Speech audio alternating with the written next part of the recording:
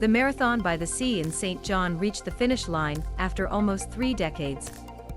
Mike Doyle, founder and executive director of the event, said that there had been a drop in runners, volunteers and sponsors in recent years, which is why it ends.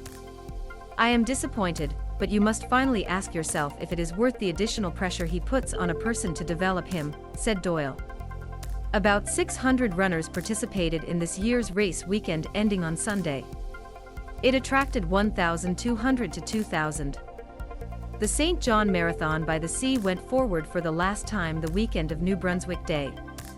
Doyle said there were only 45 volunteers, about half of the number that the event generally needs. "This year was extremely difficult for everyone. I mean, you work 16 hours a day to do everything," said Doyle. "If there is no appreciation for the event, it simply makes you ask you why we are doing all these efforts." Doyle said he could not access any provincial or federal funding, and that there is a lot of competition for sponsorships. The 2018 Marathon at Sea experienced a record of 1,658 participants.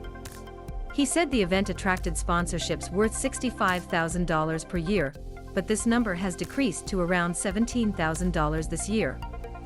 "I have been asking for money for 29 years, so they see my name, and they don't even recall. But I don't hold it against them, they know what I want," said Doyle. Doyle said that the event had succeeded and had grown over the years, but that it leads its course. The medals given to each runner alluded to the end of the event, registered 1995 to 2022. Doyle is presented with co-president Pat Grannon in 2018.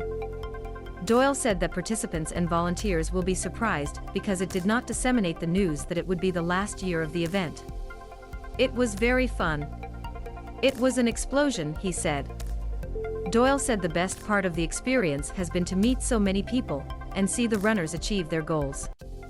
Not a sudden end. In 2018, Doyle planned to end the marathon the following year due to a lack of funding and volunteer support.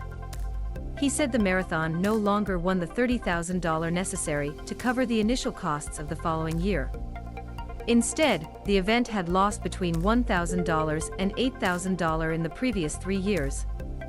The runners take off at the marathon near the sea in 2014.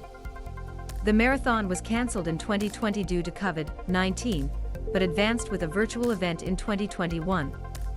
Doyle said the marathon has received no sponsorship.